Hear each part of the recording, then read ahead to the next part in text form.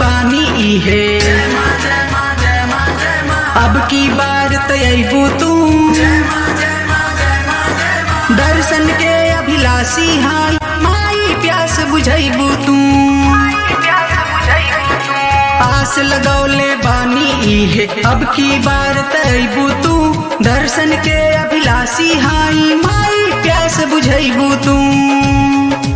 अपना चरणन में माई हमके बैठैहा अपना चरणन में माई हमके बैठैहा माई हमरो घर अइहा माई हमरो घर अइहा माई हमरो घर अइहा माई हमरो घर अइहा। बोला बोला थावे वाली मैया की रछवारे वाली मैया की।